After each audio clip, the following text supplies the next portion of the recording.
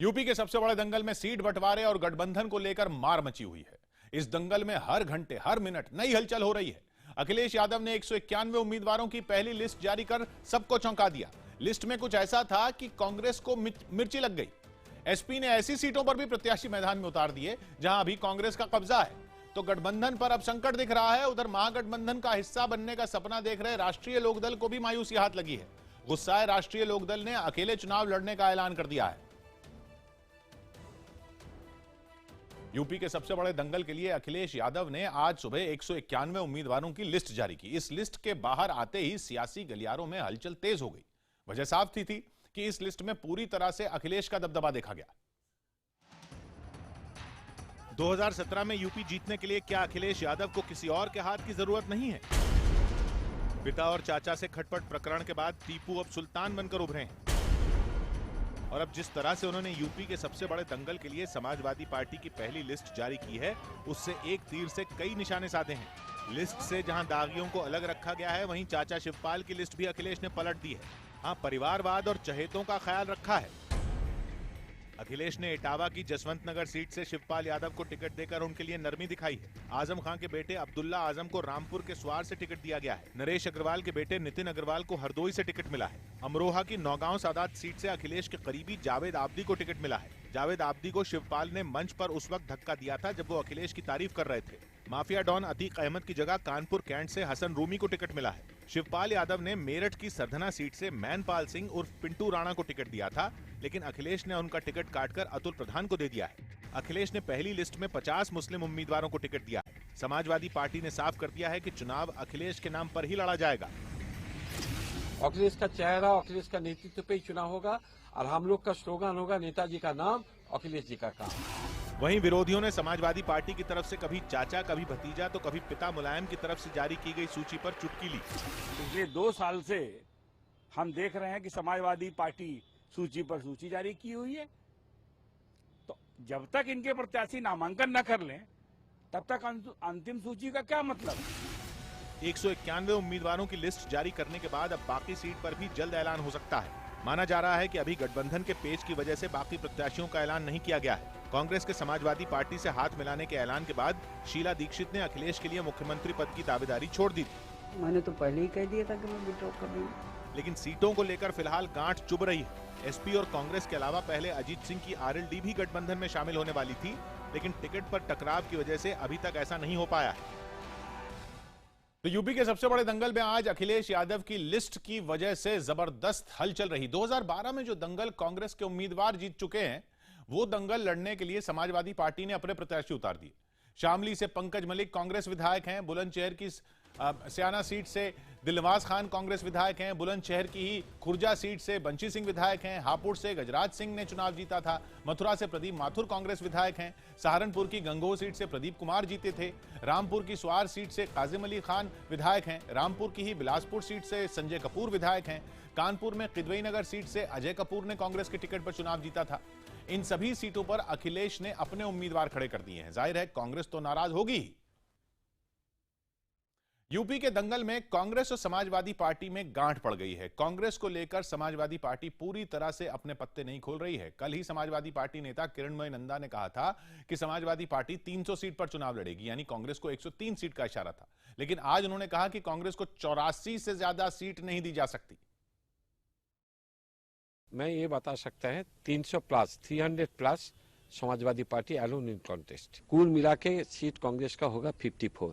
इससे हम लोग 20 प्लस माइनस करके हम लोग दे सकता है।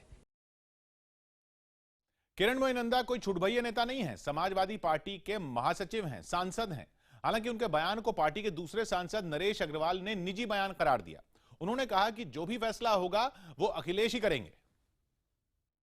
कुछ कांग्रेस का अड़ियल रवैया था जिस बारे में कहीं ना कहीं ये रुकी वार्ता, लेकिन अभी भी जो वार्ता हो रही है माननीय मुख्यमंत्री जी के द्वारा हो रही है और इसमें माननीय मुख्यमंत्री जी जो निर्णय लेंगे वो अंतिम निर्णय होगा। यूपी के सबसे बड़े दंगल में कांग्रेस और आरएलडी खुद को ठगा हुआ महसूस कर रहे हैं। कभी गठबंधन परवान चढ़ने की खबर आती है, कभी तीनों दलों के बीच बातचीत खत्म होने की खबर आती है। अब बड़ा सवाल यह है कि आखिर गठबंधन में पेच कहां है। जिन सीटों पर आरएलडी का असर है वो जाट बहुल क्षेत्र है। यही वो सीटें भी हैं जो दंगा प्रभावित रही हैं। जाट समुदाय दंगे के आरोपियों को बचाने के पीछे समाजवादी पार्टी की सरकार का हाथ मानता है। ऐसे में अगर समाजवादी पार्टी अजीत सिंह के साथ खड़ी दिखेगी तो जाट समुदाय नाराज हो सकता है, जिससे आरएलडी का जनाधार खिसकने का खतरा है। उधर मुस्लिमों में भी जाट समुदाय के खिलाफ धारणा है। ऐसे में समाजवादी पार्टी की कोशिश यह है कि वो यूपीए के साथ गठबंधन करती दिखे, न कि आरएलडी के साथ। अब कांग्रेस अगर आरएलडी के साथ सीटें साझा करती है अपने हिस्से की, तो समाजवादी पार्टी सीधे सीधे अजीत सिंह के साथ खड़ी नहीं दिखेगी। सबसे बड़े दंगल में कांग्रेस को अब भी समाजवादी पार्टी से उम्मीद है। पहले खबर आई कि यूपी कांग्रेस अध्यक्ष राज बब्बर को आलाकमान ने दिल्ली बुलाया है, लेकिन बाद में पता चला कि वो समाजवादी पार्टी के नेताओं से मुलाकात के लिए लखनऊ में रुके हुए हैं। आरएलडी पश्चिमी उत्तर प्रदेश में उसकी अपनी एक जगह है, उसको रिकॉग्नाइज करना चाहिए। यूपी के सबसे बड़े दंगल में समाजवादी पार्टी की पहली ही लिस्ट पर घमासान थमा ही नहीं था कि अखिलेश ने अब से थोड़ी देर पहले एक और लिस्ट जारी कर दी।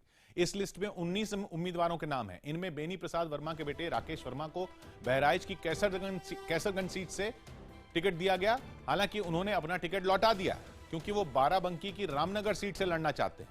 वहीं मंत्री पवन पांडे को अयोध्या से टिकट दिया गया है। पवन को शिवपाल ने पार्टी से निकाल दिया था।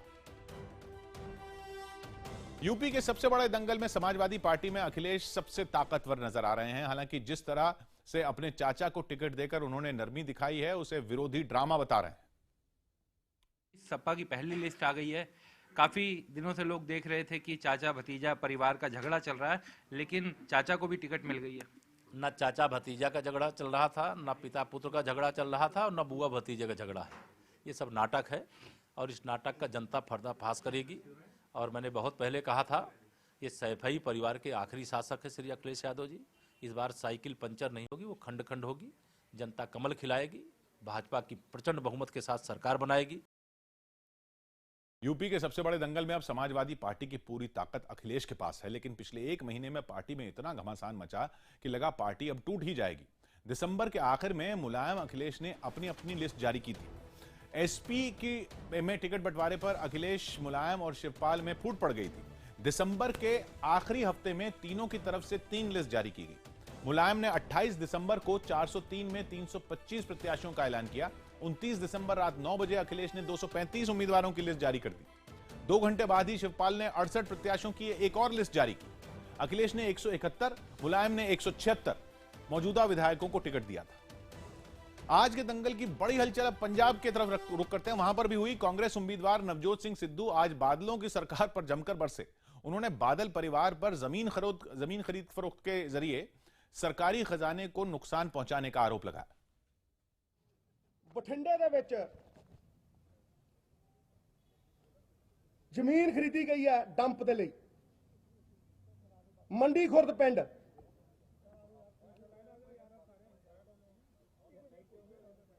जमीन खरीदी 1 करोड़ 60 लाख दी। 1 करोड़ 60 लाख दी जमीन खरीद के 36.81 एकड़ लैंड है डंप वास्ते। जमीन खरीदी 1 करोड़ 59 लाख दी ते 1 महीने दे विच स्टेट नूं वापस बेचती 5 करोड़ 62 लाख। नाल जोड़ दिओ 80,490 रुपये। आंकड़ा पूरा हो जाए। एक थां ते नहीं कीता भाई जी, अनेकां थां ते कीता। पंजाब के सबसे बड़े दंगल में सिद्धू ने बादल परिवार पर आरोप लगाया तो न्यूज 18 इंडिया से बातचीत में पंजाब के उप मुख्यमंत्री सुखबीर सिंह बादल ने सिद्धू को बिकाऊ बताया। लगे हाथ उन्होंने अरविंद केजरीवाल पर खालिस्तान समर्थक आतंकी संगठनों से चंदा लेने का आरोप भी लगा दिया। टूरिज्म का पूरा बिजनेस एक्वायर करने का भी आरोप आप लोगों पर लगाया और अपनी रैलियों में बोलते हैं भाग बाबा बादल भाग, पंजाब की जनता आती है। तो एक तरह से वो पूरा काउंटर कर रहे हैं आप लोग। नवजोत सिद्धू एक बकाऊ आदमी है। जो उसको ऑफर करता है, अगर मैं अभी उसको ऑफर कर दूं और यही बोलेगा भाग अमरिंदर, यही कांग्रेस को गालियां निकालता था। इसको तो पैसा चाहिए, जो इसको पैसा देगा, जो इसको खरीदेगा, ये तो कमोडिटी है, बाजार में है, और जो बाजार में खरीद लेगा उसको उसके बोल देगा। आम आदमी पार्टी केजरीवाल उस इतनी फ्रस्ट्रेट हो गया क्योंकि उनकी पोजीशन डाउन चली गई कि जो रेडिकल टेररिस्ट ऑर्गेनाइजेशन थी उनके साथ उन्होंने समझौता कर लिया। केजरीवाल उन टेररिस्ट ऑर्गेनाइजेशन के लीडरों के घर ब्रेकफास्ट खाता है, उनके साथ लंच मीटिंग्स करता है, उनकी सपोर्ट लेकर इलेक्शन लड़ रहा है, वो बाहर से फंडिंग उसकी आ रही है। ये जो एनआरआई के बारे कर रहे हैं वो सारे टेररिस्ट ऑर्गेनाइजेशन है। पंजाब के सबसे बड़े दंगल में सिर्फ जबानी तीर ही नहीं चल रहे, पार्टी कार्यकर्ता वीडियो जारी करके भी अपने चहेते नेताओं का समर्थन कर रहे हैं। ऐसा ही एक वीडियो कांग्रेस के कैप्टन अमरिंदर सिंह का है। इस मजाकिया वीडियो में अमरिंदर सिंह केजरीवाल, सुखबीर सिंह बादल और प्रकाश सिंह बादल को पीटते हुए दिख रहे हैं।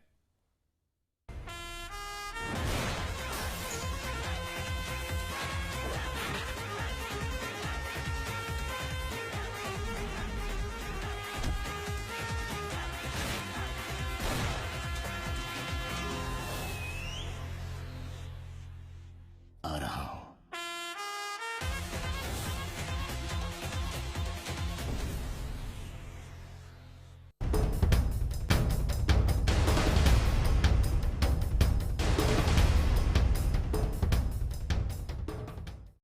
इस वक्त की सबसे बड़ी हलचल यह है कि राष्ट्रीय स्वयंसेवक संघ आरएसएस के प्रवक्ता मनमोहन वैद्य ने यूपी चुनावों से पहले जयपुर लिटरेचर फेस्टिवल में बड़ा बयान दे दिया है। वैद्य ने कहा कि आरक्षण पर विचार करने की जरूरत है। उन्होंने कहा कि अंबेडकर ने भी इसे ज्यादा दिनों तक जारी रखने के लिए नहीं कहा था। वैद्य ने आरक्षण को अलगाववाद जैसा करार दिया। आरक्षण का प्रावधान रहे ना, ये अच्छा नहीं है।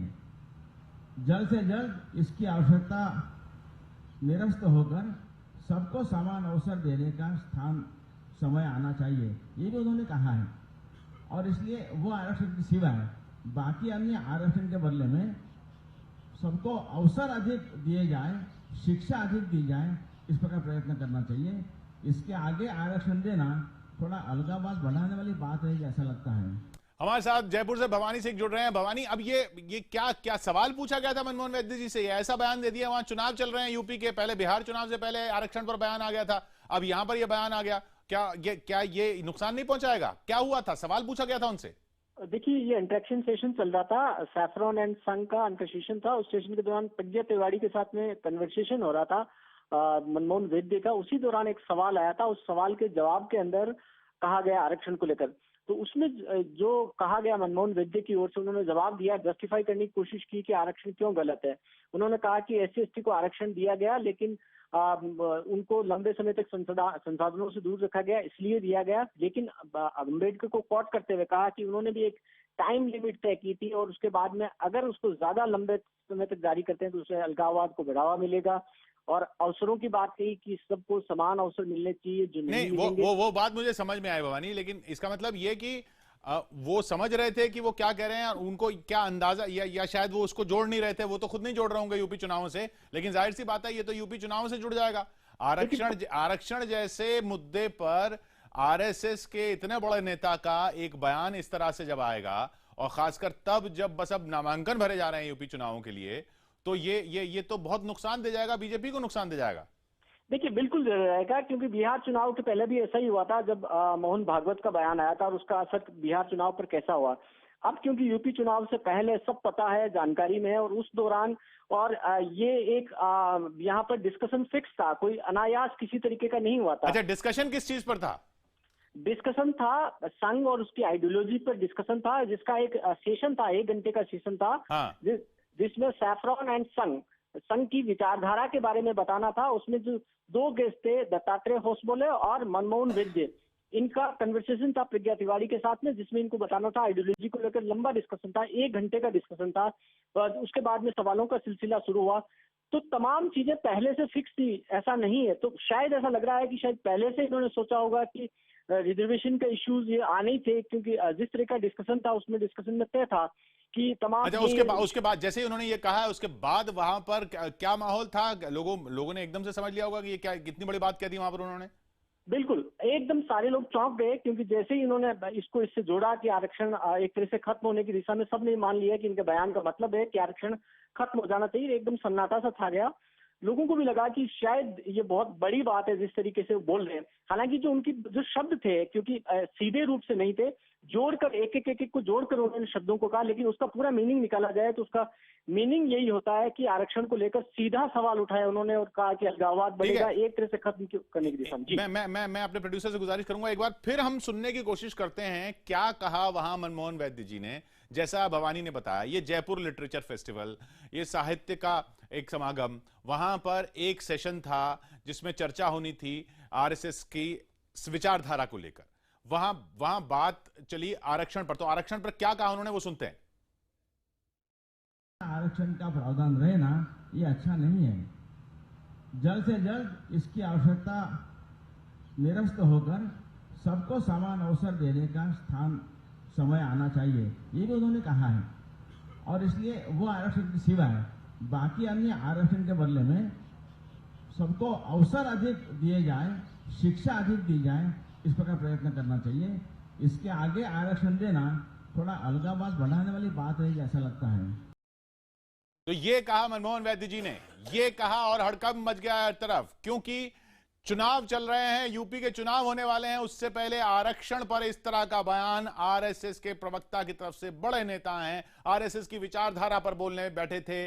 जयपुर में साहित्य फेस्टिवल था, जयपुर लिटरेचर फेस्टिवल, वहां बोल रहे थे और ये बोल दिया आरक्षण पर। इस पर तो आर पार होना चाहिए।